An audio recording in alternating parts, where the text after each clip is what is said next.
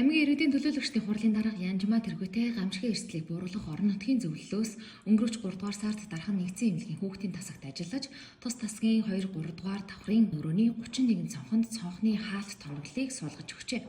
Мөн дархуу сууг компани нийгмийн хариуцлагын хүрээнд яралтай тусламжийн хэсгийн доторх цэвэр бохир усны инженерийн шугам хоолойн урсгал зохион байгуулалтыг стандартын дагуу шинжилэн засварлаж, хуучир чивдэрсэн тосгуур зэрэг ашиглалтын тоног төхөөрөмжийг сольж шинжилсэн.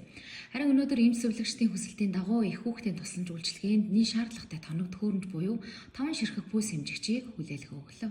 Өнөөдрийн байдлаар бол Дархуул аймгийн хүүхдийн тасгийн 31 зонхонд бол энэ өндрөөс сэргийлэх нь тоноглыг бол ингээд суулгах гэсэн байгаа. За ингэснээр мэдээж хэрэг хүүхдийг нөгөө эрсдэлээс сэргийлэх, ялангуяа өндрөөс унахаас сэргийлэх тал дээр бол нэлээхэн ач холбогдолтой ажил болсон байгаа.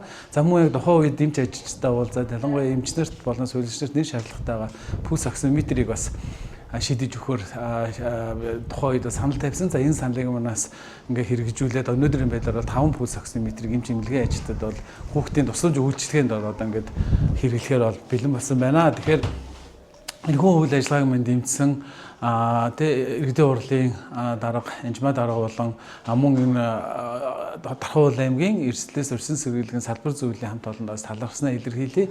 Ингээ мянган хүүхдэд бас аим хайрлах, дээрс нь эрсдлээс хамгаална гэдэг бол бас эмнэлгийн нэг томоохон үйл ажиллагаа нэг ингээ та бүхэндээ чин сэтгэлийн талархал илэрхийлье. За Дархуул аймгийн гамшигын эрсдлийг бууруулах орон нутгийн зөвлөлийн 2026 онд за хийж хэрэгжүүлэх 19 томоохон ажил байгаа. За эдгээр ажлуудаа өнөөдөр бас эхний 1-р улирлынх нь бас гүйцэтгэлийн ажилдаа танилцаад явж байна.